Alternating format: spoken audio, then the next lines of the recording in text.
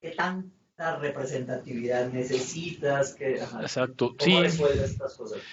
desde mi punto de vista tiene que ver con cómo defines el fenómeno y vuelvo al ejemplo de la corrupción. Si, corrupción, a todo mundo sí, pero bueno, no es lo mismo la corrupción desde el punto de vista de los funcionarios públicos que desde el punto de vista de los beneficiarios de un programa social. Ya estás ahí, ya estás acotando más, no es toda la población, ya estás pensando en dos poblaciones. Eso sigue siendo problemático porque funcionarios públicos hay cantidad y beneficiarios Miles. muchos más. Exacto.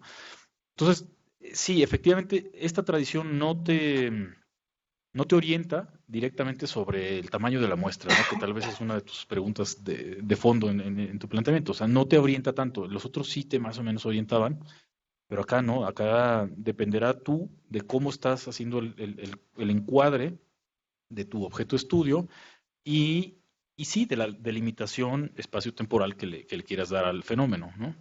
Sí, porque pensar, no sé, en el fenómeno de,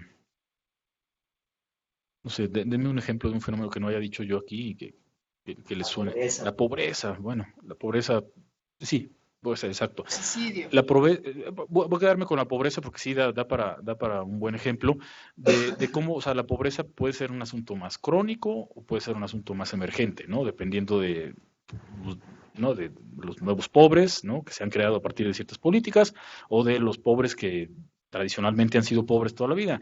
Entonces ahí podría haber una distinción en la experiencia y tú puedes decir, no, yo voy a hablar de la pobreza crónica, entonces restringes más a cierta población, pero sigue sin resolverse el asunto de hasta dónde, y eso tú lo tienes que definir, es lo que quiero decir. O sea, tú tienes que definir, y aquí es donde vuelvo a lo que les mencionaba de cómo se pueden mezclar las tradiciones, porque decir, bueno, voy a plantear un caso, ¿no? Un caso de estudio que puede ser un pueblo, ¿no? Una comunidad, una escuela, un hospital, ¿no? Entonces, desde el planteamiento del caso, delimitarlo bien, pero adentro de ese caso, pues voy a estudiar un fenómeno, ¿sí? Voy a estudiar un fenómeno.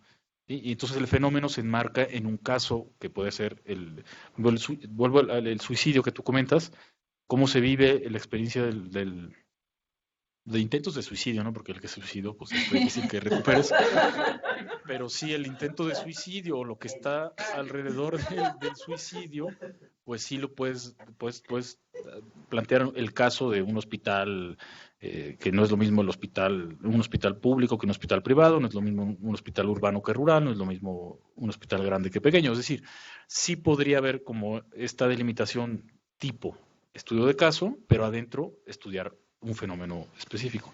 Y luego puede haber también diseños en los cuales compares, ¿no?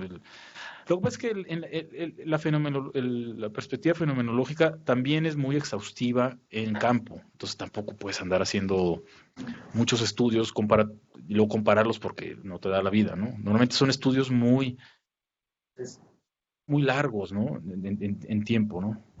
como se dice coloquialmente, lo resuelves en el diseño. O sea, tú dices, voy a hacer esto, voy a analizar tanto, voy a hacer esto. O sea, desde ahí lo vuelves explícito y listo. Exactamente, sí.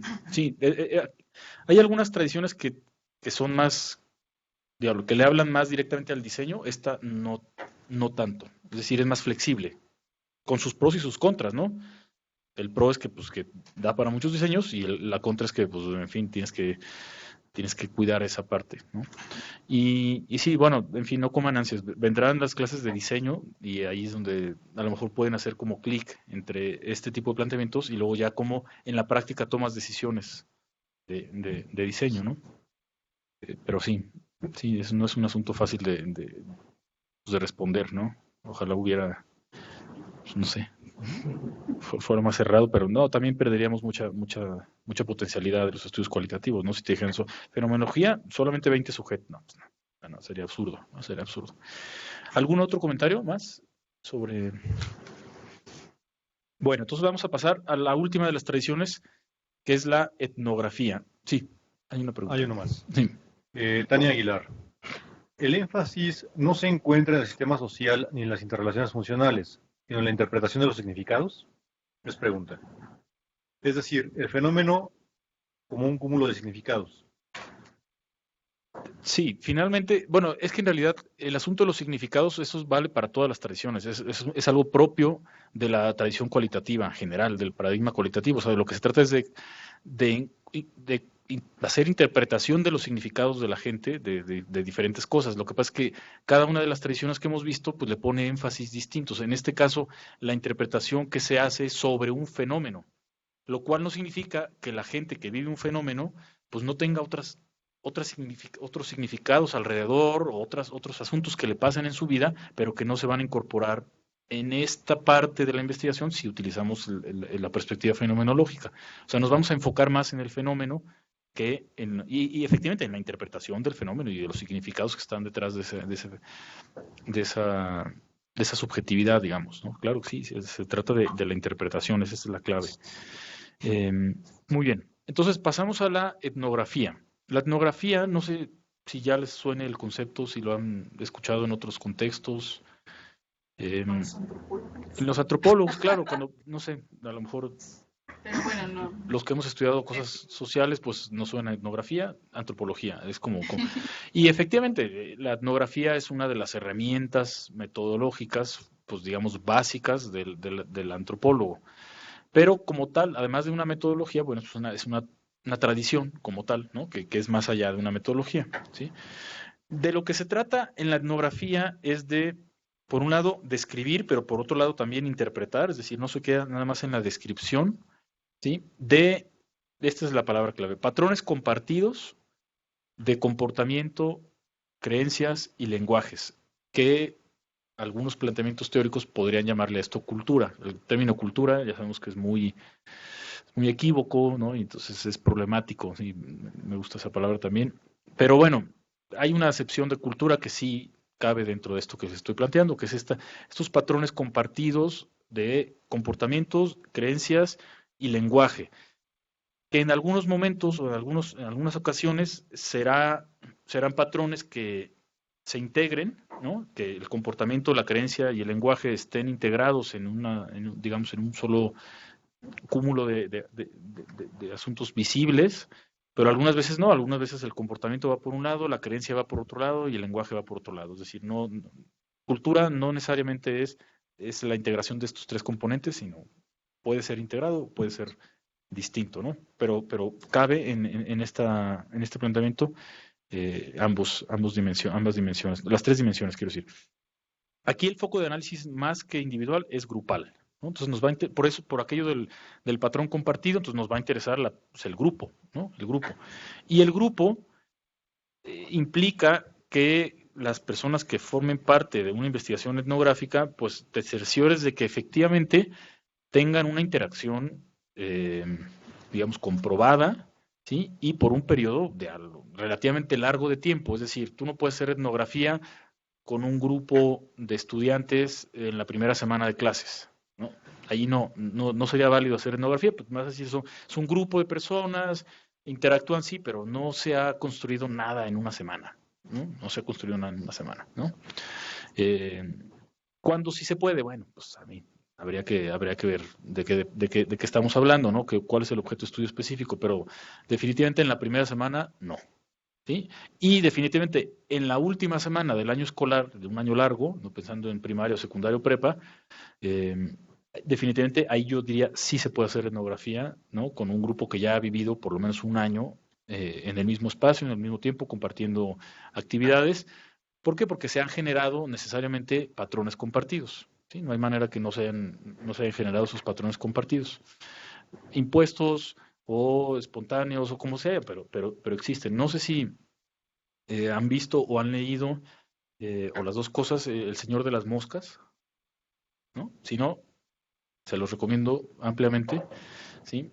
Es una historia de unos niños que se pierden en una isla desierta, en una isla de estas, pues sí, tipo Robinson Crusoe, en donde están solos ellos, y entonces, pues obviamente, son unos niños como de un colegio así, dirían fifí, y entonces, pues llegan con su uniforme y su corbatita, y bueno, lo que acaba ahí es completamente distinto a lo que había. Entonces, bueno, es una muy buena historia justo para entender, para ejemplificar la creación de patrones comunes, ¿no? Es un escenario, digamos, radical, ¿no?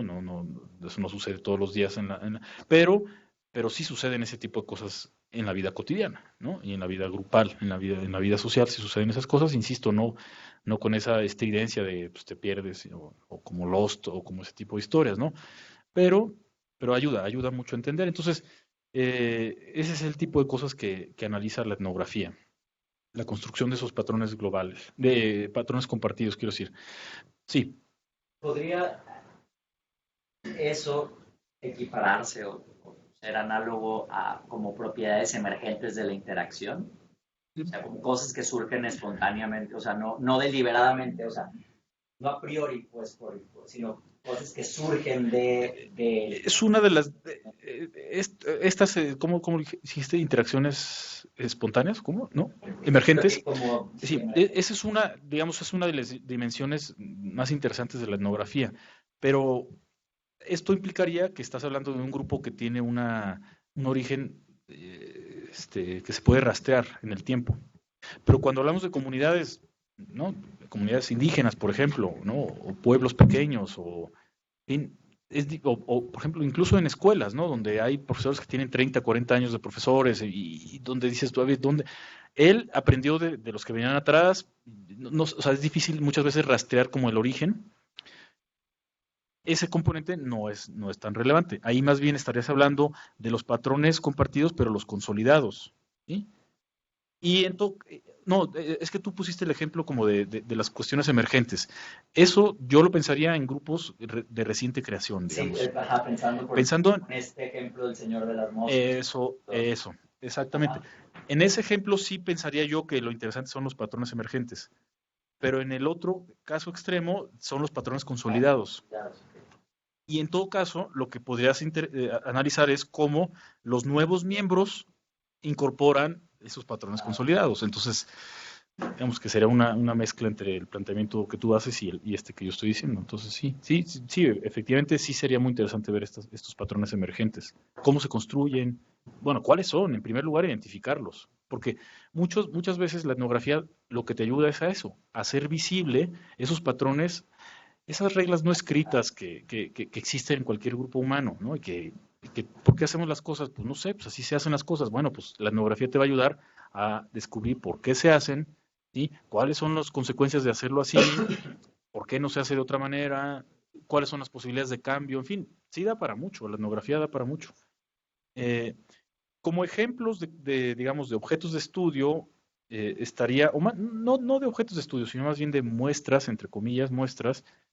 Podríamos pensar en todos los maestros de la escuela, de una escuela, como un grupo entero de enfermeras de un hospital o los habitantes de una comunidad pequeña. Digamos que ese es el planteamiento ideal.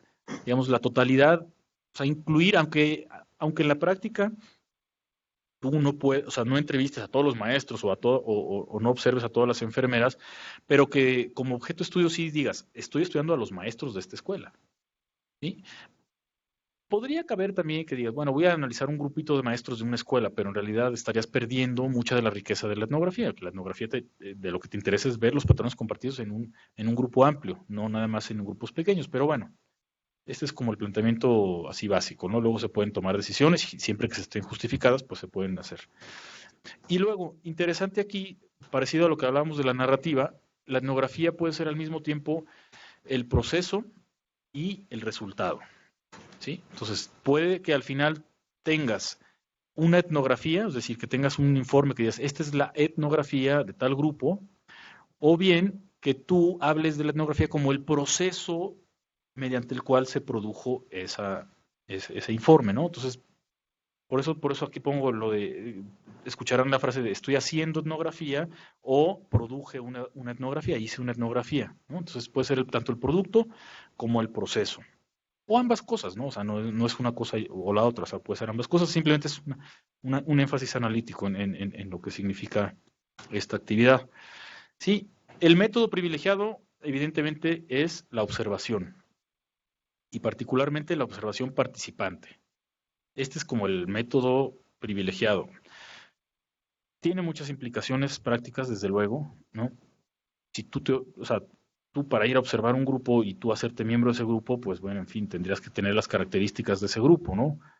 Entonces, pues, digamos, hay algunas investigaciones así muy interesantes que siempre se ponen como ejemplos de antropólogos que se han metido con grupos del crimen organizado, por ejemplo, ¿no?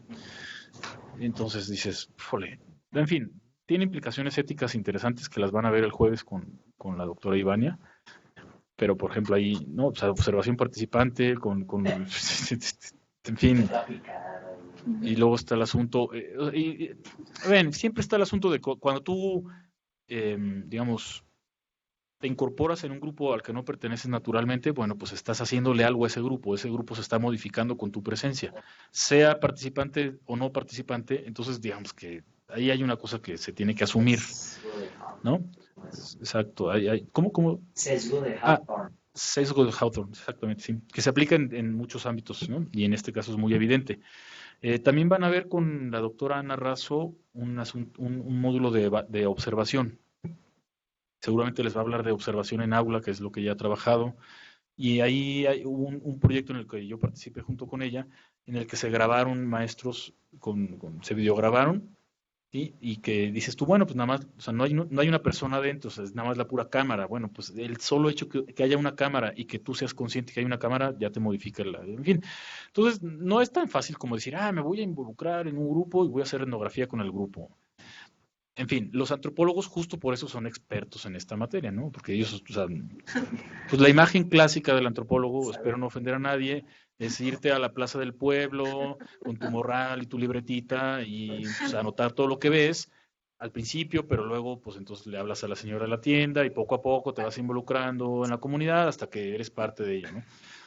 Las investigaciones clásicas etnográficas, no las clásicas, digamos las originarias, pues son con comunidades de aborígenes, ¿no? En las islas del Pacífico o en el Amazonas. Entonces, esas son exacto, esas eran digamos, las investigaciones más en los 20, que fue cuando empezó esta onda con los antropólogos. Pues luego ya hubo aplicaciones de esa escuela y de esa manera de hacer las cosas en ámbitos urbanos, ¿no? En Estados Unidos, ahí es donde ya digamos que se aprendió, pero es muy difícil, es muy complicado.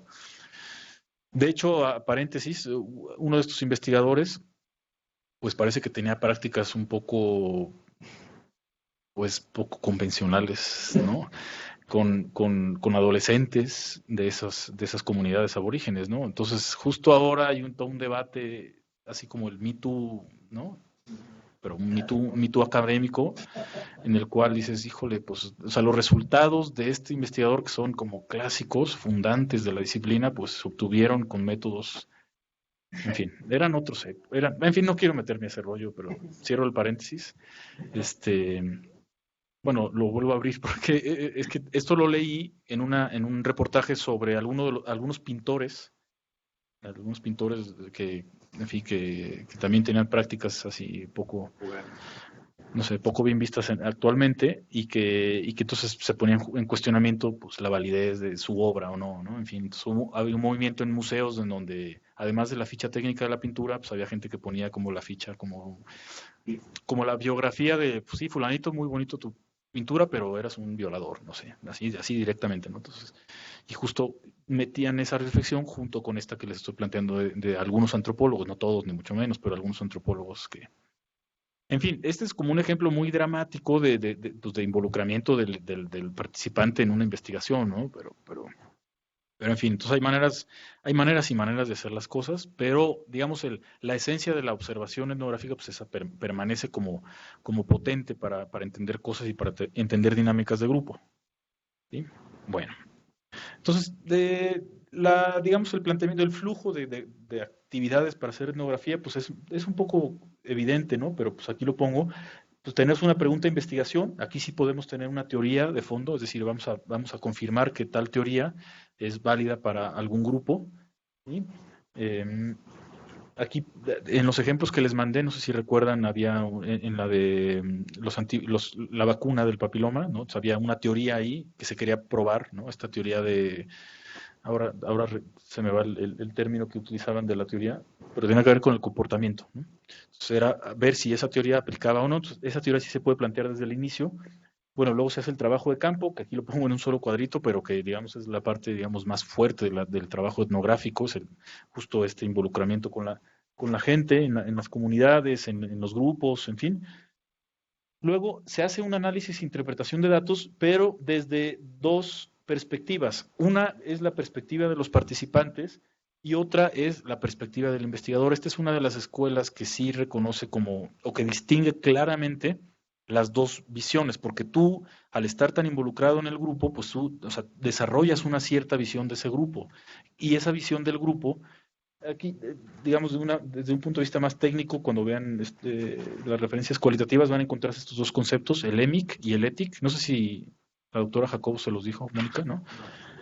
Bueno, EMIC, que tiene que ver con la perspectiva del sujeto que se investiga, y ETIC, tiene que ver con la perspectiva desde fuera. Entonces, simplemente se los pongo aquí por si se los encuentran alguna vez, para que sepan a qué se refiere.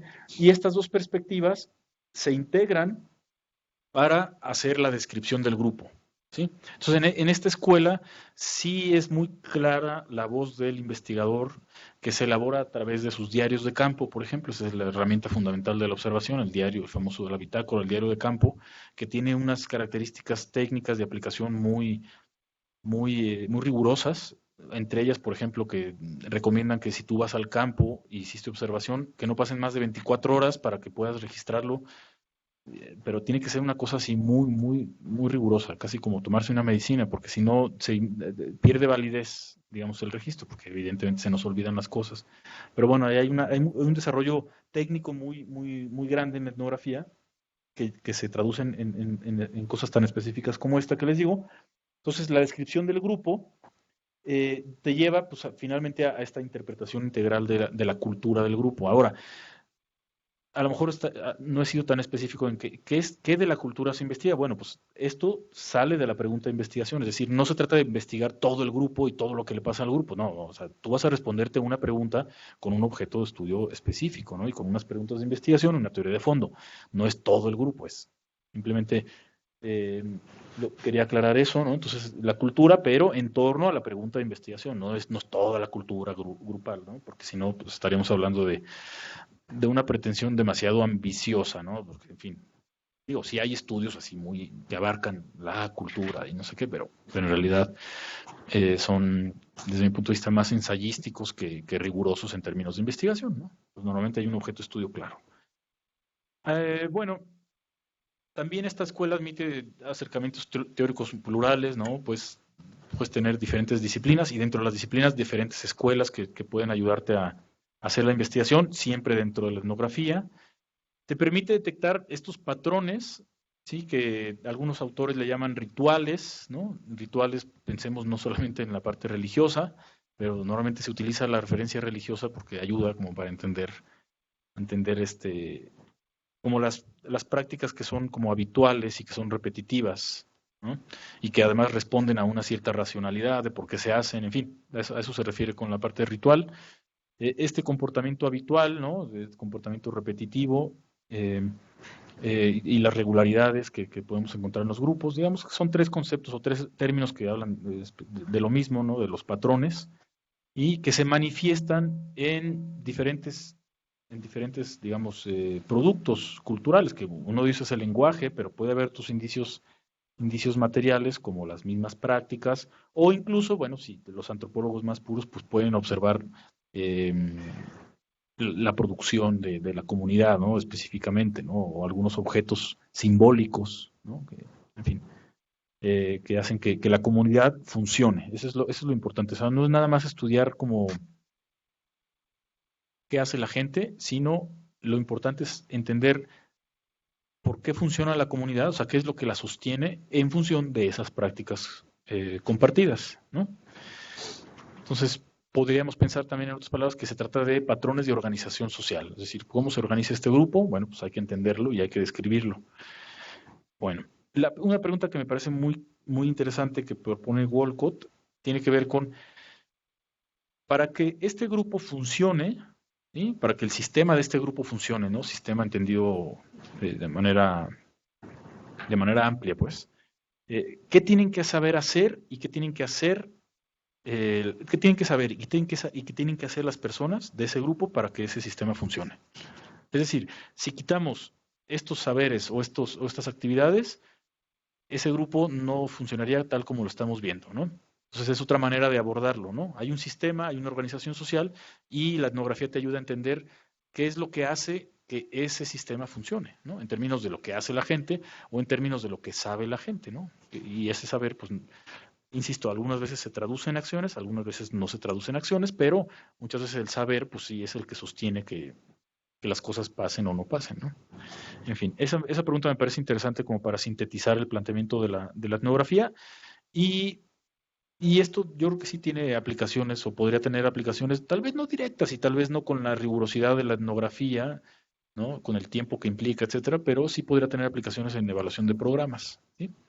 ¿Por qué? Porque a lo mejor te podría interesar saber por qué funciona un programa en un lugar y por qué no funciona en otro lugar, ¿no? ¿No? Pues a lo mejor porque justamente hay prácticas compartidas, ¿sí? A lo mejor ya estaban previas, a lo mejor justo el programa las creó, en fin, sí se puede aplicar de manera muy interesante en la evaluación. Aunque insisto, yo difícilmente, porque además en cuestión ideológica, pues el antropólogo así puro que hace etnografía, yo estoy sospechando que no le gustará mucho el lenguaje técnico de la evaluación de programas, ¿no? O sea, seguramente habrá ahí divergencias, ¿no? Y un evaluador así, digamos, clásico, ¿no? O sea, muy desde el ámbito de la administración pública, pues tampoco seguramente como que, pues no sé si compartirá todas las tradiciones de la antropología así más clásica, ¿no? Entonces, digamos que no creo que se hablen las disciplinas de manera directa, pero en medio sí puede haber convergencias interesantes, es lo que quería decir. Y algunas de las limitaciones, bueno, hay una falta de unidad teórica y cierta ambigüedad en el concepto básico que es cultura, que ya se los había mencionado. Entonces, eso, digamos que complica un poco porque hay que ser muy precisos en el término, pero pues, no siempre la literatura te da para eso. Eh, Otro asunto problemático que también se cuestiona mucho es que, digamos que hay un planteamiento que dice que la cultura no está ahí, simplemente para que uno vaya a descubrirla, sino que es el propio investigador el que se la atribuye. Entonces, pues esa atribución, pues a lo mejor pues, puede ser desde tu perspectiva y en realidad, pues no existe tal cultura que estás diciendo que existe porque tú lo estás proyectando. En fin, lo mismo que ya habíamos hablado en otras tradiciones, pero aquí específicamente hablando del aspecto cultural, ¿no? Eh, de lo que sí, insisto, aunque un evaluador clásico no tenga que estudiar una carrera en antropología, pero al menos si va a utilizar etnografía sí tendrá que ser sensible a estos conceptos, a los conceptos de la antropología cultural, ¿no? Sí, al menos no le tendrán que salir ronchas cuando lea antropología cultural y lea algunos antropólogos clásicos, al menos de manera breve, ¿no? Porque si no cree en este tipo de planteamientos, si no cree que existe una cultura como tal, o si no cree que el concepto de cultura ayuda para entender estos comportamientos compartidos, pues no, pues mejor que no haga etnografía, que haga otro tipo de planteamiento cualitativo, porque no le va a ayudar. ¿Bien? Y yo creo que una de las limitaciones más importantes tiene que ver con este trabajo intensivo de observación, que es la parte fundamental, pero no es exclusiva. También puedes hacer entrevistas, recolección de símbolos, de artefactos, etcétera, pero siempre alrededor del ejercicio de observación. O sea, mientras observas, pues de repente hablas con alguien, ¿no? O tomas fotos, o recolectas productos de la comunidad o del grupo. Entonces, pero siempre alrededor de la observación. Y esa observación, pues necesariamente es intensiva en tiempo, ¿sí? Y pues no hay de otra. Entonces, por eso yo diría que un planteamiento etnográfico pues tendrá que hacerse cuando hay las condiciones para que se dé, ¿no? Además de que la elección se justifique metodológicamente y teóricamente, tendrán que haber las condiciones materiales, prácticas de tiempo, de recursos y de acceso a las comunidades, porque muchas veces las comunidades no dan ese acceso justificado o injustificadamente. Entonces, cuando no hay las condiciones, pues no, es un método con el cual te vas a enfrentar con muchas trabas, ¿no? Entonces, tiene que ser un escenario, digamos, ideal para que se aplique la etnografía.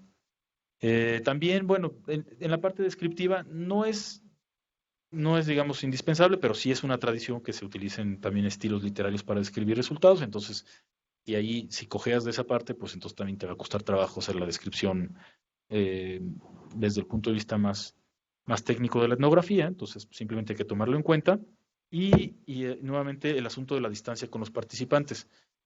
Aquí, digamos, el énfasis de esta distancia con los participantes tiene que ver con la convivencia más cotidiana que implica la etnografía. Y que eso tiene consecuencias, pues que ya les planteé unas consecuencias, digamos, muy extremas de estos investigadores de los años 20, pero que pues, no estás exento tú de vivir situaciones complicadas, que no necesariamente tiene que ser eso, pero puede haber otras situaciones complicadas que se generan a partir de la experiencia cotidiana y que en la cual, pues, por ejemplo, desarrolles un alto grado de empatía que te impida a lo mejor pues, ver objetivamente las cosas que estás viendo, porque ya estás demasiado involucrado con la gente, ¿no? Ese es un riesgo, simplemente un riesgo que existe, ¿no? Entonces, esto es importante tenerlo en cuenta. Y ahora voy a dejar este cuadro aquí, que es el de síntesis de las 5 tradiciones, para abrir un poco el micrófono y discutir de manera libre.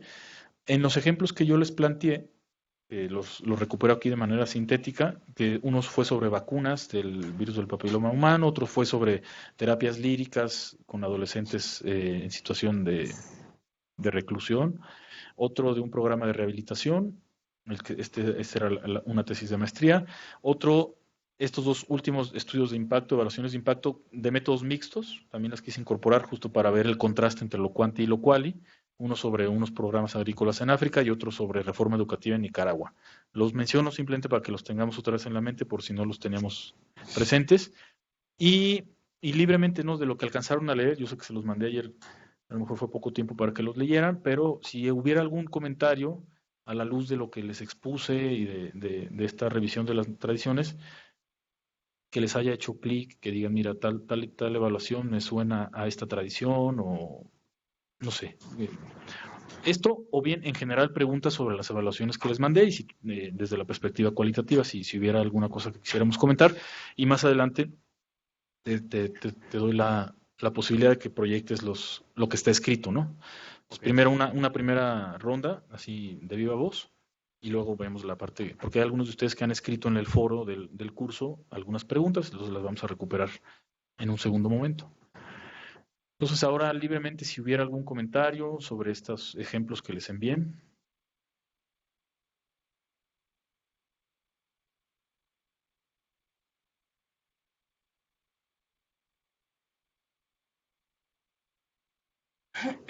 Algo que les haya llamado la atención. Digo, evidentemente estamos todavía en una fase muy preliminar de la revisión del paradigma cualitativo, ¿no? Apenas llevamos 3 clases y falta toda la parte metodológica, ¿no? Que esa es muy, muy interesante, pero ya, digamos, creo que los ejemplos dan para ir integrando lo que les planteé la semana pasada de las características de los métodos cualitativos, el paradigma cualitativo, y luego tal vez pensar en estas aplicaciones concretas. Yo tengo Sí. unos comentarios, la verdad no leí todo, pero leí, digamos, con detalle el de rehabilitación en Estados Unidos, la tesis. Me pareció interesante, lo que me pareció muy interesante es que, digamos, relativamente con cierto detalle, ejemplifica toda la parte de los antecedentes. Comenta, por ejemplo, que no necesariamente un método cualitativo, más bien un enfoque cualitativo o cuantitativo son mutuamente excluyentes, sino que más bien dice que se complementan y que así lo debería hacer la mayoría de los investigadores en función del objeto de estudio. Algo que me llama mucho la atención es que cuando dicen ahí cómo hicieron la muestra, que unas personas que estuvieron en el programa, ¿no? Que se llama Hacer Live, y dice otros que les sugirió, creo que el mismo departamento de correcciones o algo así del estado de California, pero que no habían entrado al programa. Algo que me llama la atención es que menciona un poco la historia del programa y dice que lo propusieron 2 abogados porque se daban cuenta que sus clientes reincidían y no podían reinsertarse exitosamente a la sociedad. Pero hay algo que me llamó mucho la atención, es que dice que el programa de alguna manera se basaba en otros 3 programas precedentes. No recuerdo ahorita cuáles, pero dice uno Risk, Needs, Responsivity y algo así. Pero lo que me llama mucho la atención es que cuando ellos midieron, digamos, esos reactivos, haciendo con el grupo control y con el grupo experimental, lo veían, o sea, ciertas características o ciertos factores los veían a la luz de cada uno de esos modelos. Eran 3 modelos, si me acuerdo, aquí los tengo. Pero no entendí muy bien, o sea, cómo, o sea, entiendo un poco que era como el modelo subyacente, como el modelo teórico, digamos, como el marco de referencia, pero no entiendo cuál era la justificación de usar 3 modelos diferentes y si al final eso no te causaba un problema a la luz de tú crear tu propio modelo, que en realidad haga la fusión de esos 3 modelos. Es más bien como una pregunta metodológica. Sí, yo a lo que entendí más bien, o sea, era para el planteamiento del programa, no tanto de la evaluación, ¿no?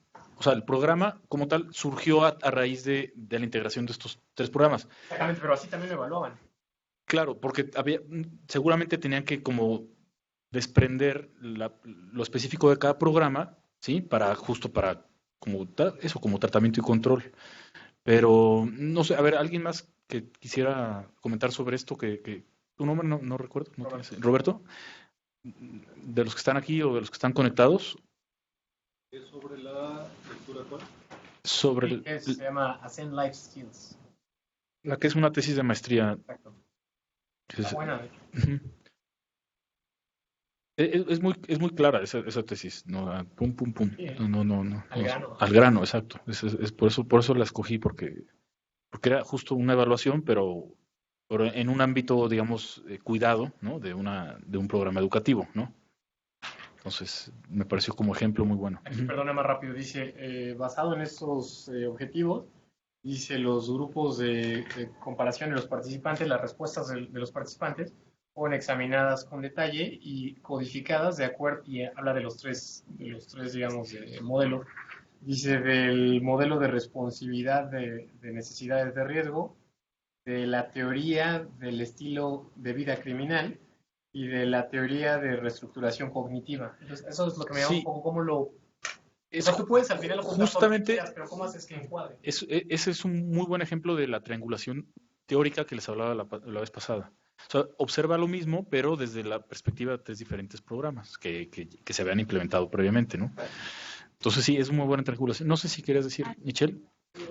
Lo que yo entendí, bueno, no pude analizarla tan a profundidad, pero a grandes rasgos sobre estos 3 modelos, me pareció interesante porque precisamente sí triangula, pero además te menciona que una de las vías para hacerlo fueron las entrevistas estructuradas y que en función de las respuestas que los sujetos seleccionados te daban, el grupo iba como...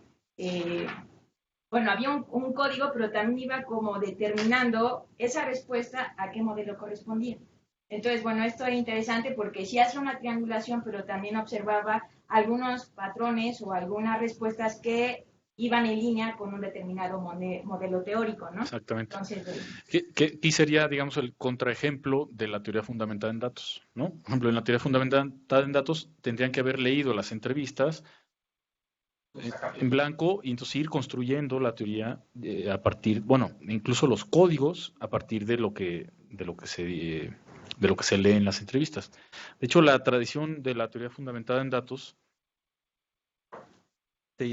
tiene un tipo de codificación, entre otros, que se llama codificación en vivo, que hace que las palabras que están o los términos que están en las entrevistas o en las fuentes de información se convierten directamente en códigos, pero con la misma terminología que dicen los participantes, ¿no? O sea, es como la versión más radical de la codificación desde la teoría fundamental en datos, que normalmente cuando codificamos, nosotros le llamamos a las cosas, ¿no? O sea, leemos y decimos, esto le voy a llamar con este código. En la teoría fundamental en datos, en una de sus versiones más radicales, tú no le puedes poner tú el nombre, sino que el nombre lo tienen que dar ellos mismos, ¿no? No es algo tan sencillo como lo estoy diciendo, pero es una de las maneras en que se ejemplifica esto, que sería el contraejemplo, insisto. Esta tradición no fue la que estuvo en la base de este ejemplo. ¿Alguna otra cosa que les haya llamado la atención de los ejemplos que Sí, Michelle. No, a mí me llamaron la atención algunos aspectos que les voy a mencionar en términos generales. Por ejemplo, con este programa que se acaba de comentar, lo que me llamó la atención, si es que entendí bien, era de que a los participantes se les daba como $25 por haber sido parte de la investigación o bueno, de la evaluación. Y esto se vuelve a repetir, o por lo menos yo lo vi en la de el programa para incrementar las vacunas contra... Entonces, bueno, ahí me llamó mucho la atención el hecho de que se diera como esta gratificación, compensación. Sí, esto es, ahí va por tradiciones. En Estados Unidos es una tradición, ¿no? Dar este tipo de compensaciones. En México, no tanto. Nosotros acá estoy involucrado ahorita en un proyecto de investigación que es 100% cualitativo, con migrantes de retorno. Estamos haciendo grupos de enfoque y el proyecto nos lo financió CONACYT. No sé si Mónica Jacobo les habló de este proyecto, porque yo soy es la líder, yo soy parte del equipo de investigación y tuvimos un problema muy fuerte porque nosotros habíamos pensado en el presupuesto en una gratificación, tarjeta de regalo, no dinero en especie, pero sí una tarjeta de regalo, ¿no? $200, o sea, ni siquiera. Y bueno, tuvimos muchísimos problemas en CONACYT para justificarlo y de hecho pues, lo cambiamos por unas libretas, ¿no? Porque no podíamos dar como dinero, en fin. Y aparte no se pueden facturar las tarjetas, en fin, era un lío. Pero eso es más como de tradición. Yo estoy a favor de esa tradición, desde luego, ¿no? O sea, si tienes un funding para hacer una investigación, pues mínimo que ese funding le dé un poco a la gente una retribución mínima, aunque sea simbólica por el tiempo que te está dando, porque es muy valioso. Claro que existen algunos digamos, algunos debates sobre el uso de este tipo de gratificaciones, porque, en fin, desde algunos piensan que pueden sesgar la información que te va a dar, porque entonces la gente, bueno, depende cómo lo planteas, pero puede ser que la gente pues vaya por la gratificación y entonces eso ya sesgue tus resultados, ¿no? En fin, siempre hay que ser cuidadosos, pero sí, es como un estándar de estos $25. Yo lo he visto en muchas investigaciones, no digo que sea lo que se tenga que dar, pero pues yo lo he visto repetitivamente, es como el valor no sé, en el mercado, ¿no? Este tipo de actividades. Pero sí es interesante el planteamiento. Y otra cosa que, bueno, lo van a ver muy bien con Ivania, está el asunto del consentimiento. Del consentimiento lo van a ver con Ivania, no me adelanto, porque también eso en Estados Unidos es súper riguroso, en México pues estamos en camino, digamos, de que tu protocolo te lo valide alguien más, en fin, porque al trabajar con seres humanos, no, pues, en fin, de riesgos. Sí. Bueno, esto parte de la gratificación en cuanto a estudios de mercado en mercadotecnia, eso sí es muy común. O sea, vas a Focus Group y te dan una tarjeta entre 500 y 800 pesos, y muchas veces también depende de la marca que cite al estudio, es la cantidad que te dan. O sea, porque hay estudios de mercado donde llegan a compensar a los participantes hasta con 2.500 pesos. Y la tienda, ¿no? O sea, por ejemplo, Liverpool da tarjetas de regalo, ¿no? O sea, una ocasión, por ejemplo, invitaron a mi esposa a un focus group y era un grupo como muy selecto, muy reducido con ciertas características y les dieron como 2.000 pesos de bonificación y era para Cadillac. O sea, sí es muy difundido en esta parte de mercadotecnia las gratificaciones. Creo que en el ambiente académico no se ha hecho, ¿no? Bueno, o sea, sí se hace, pero yo simplemente puse el ejemplo de cuando es con fondos públicos, ¿no? Que es justo por el tema de la corrupción y del desvío de fondos, ¿no? Pero podría hacerse, digamos, ¿no? O sea, podría hacerse de una buena manera. Y sí, bueno, cuando es mercadotecnia, pues, digamos, la gente sabe que le está ayudando una marca, entonces lo mínimo que esperarías es una retribución. Cuando estamos hablando de investigación, ahí, pues, es un asunto pues más difícil porque los beneficios pues no son, en fin, no se traducen directamente en algo tangible, ¿no? En fin, es un asunto complicado, pero yo creo que y si no lo ven con Ivania, plantéenle el caso de la gratificación, a ver qué piensa ella, porque ella les va a plantear un marco más amplio de ética en la investigación cualitativa que seguramente dará más elementos para entender este asunto de la gratificación, ¿sí? Dayan también nos dice, en mi experiencia en países en desarrollo no se hace porque se han encontrado efectos negativos. Sí, Exacto, puede ser efectos estos perversos, ¿no? De que la gente vaya. Bueno, pues es que también está la carencia de la gente, entonces, pues, en fin. A ver, si quieres, porque nos quedan 15 minutos, sí me gustaría que proyectaras las preguntas para ver si podemos responder algunas de ellas, al menos. Si quieres, te las puedo ir leyendo. Óndale. Tenemos 4 participantes. Ok, sí. Pablo Machado tiene 3 preguntas. La primera es, ¿cómo validar un efecto de un programa sin datos, sino a través del análisis cualitativo mediante los beneficiarios? La segunda pregunta A ver, es... sí, esta pregunta está súper interesante. Bueno, de sin datos me parece pues, muy, pues no sé, una afirmación como muy, ¿cómo puedo decirlo para que suene políticamente correcto?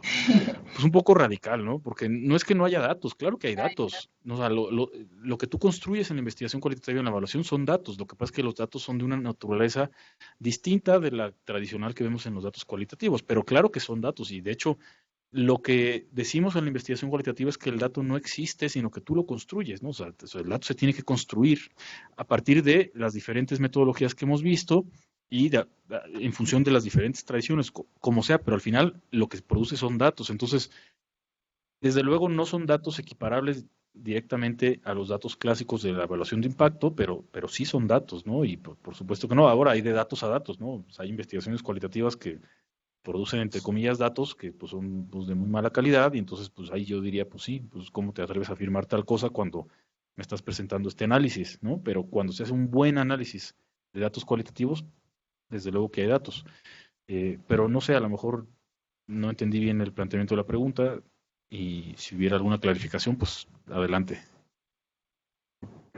Bernadette Gemali nos dice, en el caso de HPV, ¿hasta qué grado realmente se trata de una evaluación per se del programa o una investigación exploratoria?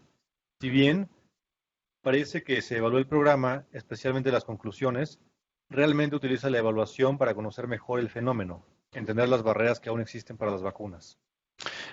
Volvemos a lo que decíamos el jueves. No sé si alguien más quiere intervenir, pero yo respondo a esa parte con lo que les decía la vez pasada. O sea, la evaluación cualitativa te da muchas posibilidades de obtener datos de diferentes tipos o resultados de diferentes tipos. Y uno de ellos es justamente eso, conocer qué sucedió alrededor del programa. ¿Es una evaluación? Sí es una evaluación. ¿Por qué? Porque tú tienes un parámetro de lo que debería suceder en el programa. Esto seguramente no es lo mismo que decir si el programa funcionó o no funcionó. Esa es otra pregunta que se puede responder con datos cualitativos o no. O sea, hay investigaciones, hay evaluaciones que se hacen con datos cualitativos, con técnicas cualitativas y que no te dan para responder a la pregunta de si funcionó o no el programa. Pero hay otro tipo de preguntas de evaluación que sí te responde la evaluación cualitativa, ¿no? Entonces, o sea, yo estoy de acuerdo, en lo que sí estoy de acuerdo es que si uno lee ese reporte, que además es muy sintético, uno podría pensar que pues en realidad se trata de una investigación, pero ojo, porque sí está enmarcado dentro de un programa, es decir, sí el foco de análisis es el programa, no es una investigación sobre qué sucede con las personas que dan o no permiso o que autorizan o no la vacunación, ¿no? O sea, también, o sea, si le quitamos la parte del programa, podría hacerse una investigación que seguramente se iría por otro lado, con otro énfasis, en la que el programa no fuera el centro de análisis, sino que la investigación fuera sobre no sé, las consideraciones de las personas que cuidan a adolescentes sobre las vacunas y se dio esa investigación en el marco de un programa, ¿sí? Pero no se está evaluando el programa, sino que se está conociendo qué sucede alrededor de la consideración de las personas. No sé si estoy siendo claro con la distinción, ¿no? En este caso, sí yo digo que sí es una evaluación de programa, pero sí, efectivamente no es una evaluación de tipo funciona o no funciona el programa. Es otro tipo de evaluación cualitativa de las que pueden existir. Sí. Mauricio García, ¿a qué se debe el que existe cierta resistencia a realizar evaluaciones cualitativas para la política pública y los programas gubernamentales? Aquí abro el micrófono. A ver, me gustaría primero escucharlos a ustedes, que están, seguramente más de alguno de ustedes ya está en el campo de la evaluación.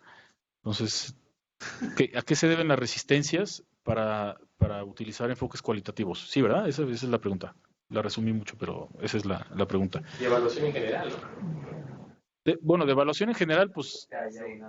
Yo tengo A ver, Cristian, si Una quieres. respuesta, pero primero es en cuestión de presupuestos.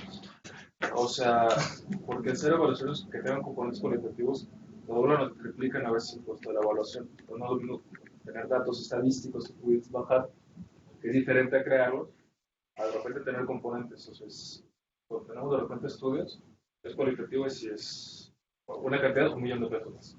O Ok, sea, entonces está el componente de presupuesto, que yo estoy de acuerdo en que sí puede ser. A ver, también hay investigaciones cuanti muy costosas cuando tienes que hacer encuestas en campo, o sea, también es costoso, y una longitudinal, pues también es costoso. En fin, sí hay, no es como que todo lo cual sea más costoso que lo cuanti, pero sí suele ser más costoso, sí estoy de acuerdo. Y hay Ahora te doy la restricciones de palabra. tiempo y temáticas. claro. Son los, o sea, Tiempo y aparte de las temáticas. presupuestales, o sea, yo no identifico al menos en Coneval que haya una resistencia, al contrario, siempre están como explorando posibilidad y que puede ser como, o sea, también un enfoque muy complementario. De hecho, yo tengo un comentario sobre lo de Progresa que está acá, Ajá. buscando como enfoques complementarios, y de hecho hay dos áreas que son, que una prácticamente de las cosas que las distingue, por decir, yo estoy en un área muy operativa que es como la que se encarga de aplicar las metodologías estándar, diseño, proceso, evaluación de consistencia y resultados, etc. O sea, las metodologías estándar en TDRs, etcétera. Y pues Cristian está en un área que precisamente se encarga de hacer como evaluaciones más estratégicas, más que involucran un montón de métodos cualitativos, de estudios de casos, o sea, hay varios enfoques, ¿no? Entonces, podríamos también, yo también tengo esa concepción de que en las clásicas, en las evaluaciones clásicas, no sé si llamarle clásicas o en las estandarizadas, es más difícil encajonar los métodos cualitativos, ¿no? O sea, es mucho más difícil, ¿sí?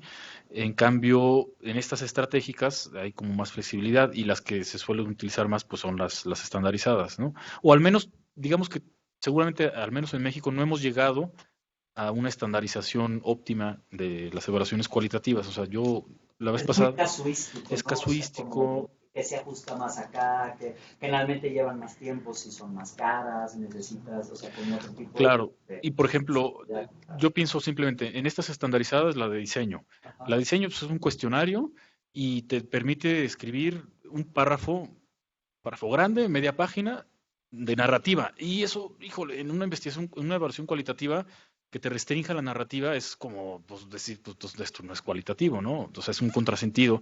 Entonces, pero por otro lado, lo comentaba con Cristian en el receso, estandarizar una narrativa pues es muy difícil, porque en los ejemplos que vimos aquí, en los que en los que les propuse, me parece que sí se logra esta síntesis de resultados, o sea, se dan resultados contundentes, cualitativos, pero a mí siempre me queda la sensación de, ay, pero quiero saber por qué dices esto, o sea, quiero saber qué hay detrás de esto, dónde está el análisis, ¿no? Porque que simplemente te digan una afirmación y con una cita, pues dices, bueno, a lo mejor escogiste tú la cita, así digamos, ad hoc, ¿no? Para justificar esto que estás diciendo, pero ¿qué tal lo que dijeron los demás? En fin, siempre queda esta dificultad de restringir y de sintetizar el producto de una investigación cualitativa y, pues, por supuesto, de la evaluación cualitativa. Entonces, yo creo que sí son. Está Gabriela, si tienes alguna opinión Bueno, más. porque quizás sigue predominando el paradigma cuanti, ¿no? Y porque queremos tener la certeza del dato Ujú. y aunado a esas limitaciones presupuestales. Es decir, sigue predominando ese paradigma, pero ya en la administración justo se limitan por esas cuestiones presupuestales, de voluntades, políticas o de capacidades. Pero más allá de eso, aún así tiene que ver con el paradigma que estamos adoptando también, ¿no? Que creo que el cuanti es el que está predominando. De hecho, me parece que hay más economistas de por medio y un poco menos en lo demás, porque eso de la narrativa y de la descripción, cómo lo cuantificamos, como que cuesta, pero también el año presupuestal no te da como para eso, No ¿no? te da para eso. Sí, Sí. yo estoy de acuerdo. Yo creo que bueno, ya como comentario de cierre de esta sesión, yo diría que yo esperaría que al final del módulo tuvieran ustedes más elementos como para encontrar estrategias para así Para incorporar ir más métodos avanzando. cualitativos, porque yo entiendo, o sea, entiendo que no solamente es un asunto de voluntades, ¿no? Hay una parte que sí es fuerte de voluntades, es decir, ay, no, ya no va a ser lo cual, pero hay una cuestión de adaptación del lenguaje de la administración pública, ¿no? O más bien que el lenguaje de la administración pública sea más flexible para incorporar los métodos cualitativos, ¿no? Porque yo encuentro como un contrasentido, porque por un lado dicen, sí, adoptemos más métodos cualitativos, pero luego los términos de referencia, tú los ves y dices, no, pues con esto yo no puedo hacer una evaluación cualitativa, ¿no? O a veces son demasiado ambiciosas las evaluaciones cualitativas que se plantean, simplemente con la pretensión, bueno, con la intención de que, no, vamos a involucrar métodos cualitativos, y ya, por ejemplo, para muestra el ejemplo que les di la vez pasada de esta evaluación en la que yo participé, que analizamos 170 entrevistas, o sea, en 2 meses. O sea, no. Y sí, claro, pues cuando tú dices, y solamente fueron 5 estados. Entonces dices tú, bueno, solamente fueron 5 estados, sí, pero de 5 estados sacamos 170 entrevistas y no, o sea, no es viable, pues, o sea, no es viable. Fue una cosa maratónica que nos desgastó y que, en fin, no lo repetiría yo jamás, ¿no? Entonces, última pregunta y ya cerramos. Sí, justo Ricardo Mejía pregunta, ¿cómo utilizar las evaluaciones cualitativas en los informes de gobierno? Exacto, ese comentario yo lo iba a hacer, exactamente. Yo no me imagino que un funcionario público esté presentando su programa, la evaluación, el informe, con citas de evaluaciones cualitativas. No, o sea, no lo imagino no porque no se pueda hacer, sino porque no se presta, creo que todavía el lenguaje de la administración pública para incorporarlo, pero ojalá se pudiera. Pero no sería quizás viable ahora con este cambio de López Obrador, con lo que hizo con el Plan Nacional de Desarrollo. Sí, no, pero es, a ver, voy a poner el ejemplo también muy anecdótico de cuando les pidió levantar la mano para ver si le respondía o no respondía Trump. Eso fue cualitativo, pues podríamos pensar que sí, porque pues fue ahí con un grupo de personas muy pequeñito, ¿no? Pero pues nos da risa, ¿no? Nos da risa pensar que se tomen decisiones así, ¿no? Y insisto, eso no es que sea un método cualitativo esa mano alzada, pero sí es difícil. Yo tampoco me imagino todavía, o sea, no me imagino cómo puede la administración pública como hacer esta adaptación para incorporar cual y cuanti. Que a lo mejor no necesariamente tiene que ser en ese contexto de la comunicación así sintética de los programas o de la política como tal, pero sí que la toma de decisiones tenga de fondo evidencias cualitativas, no solo cuantitativas. Eso sí se podría hacer, aunque no se comuniquen explícitamente, ¿no? Y No sé.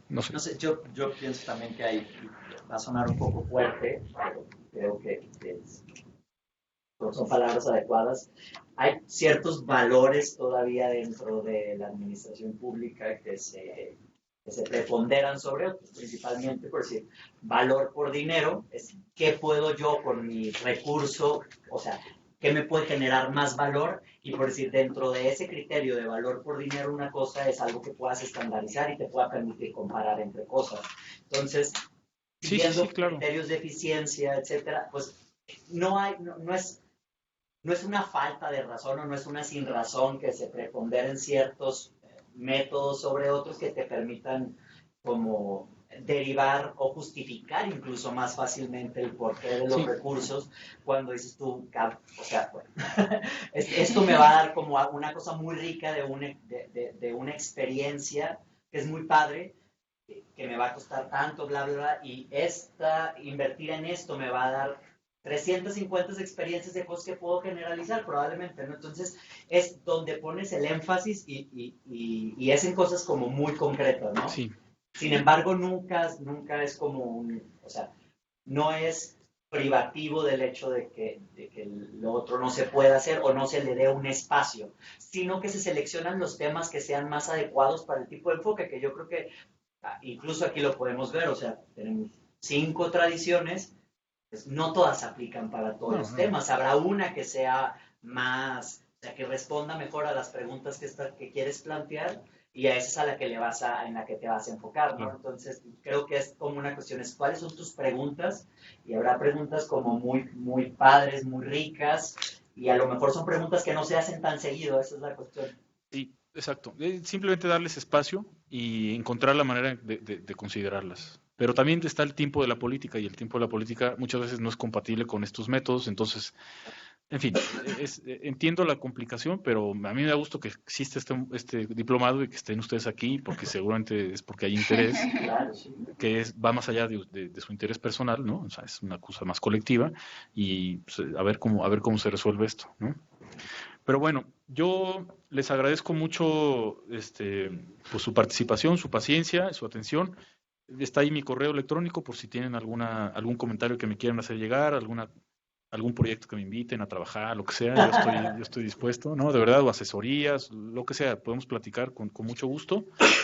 Y si van a Guadalajara, pues ahí los invito a una torta ahogada con mucho gusto. Gracias. Perfecto, pues gracias, buenas noches y nos Gracias. vemos.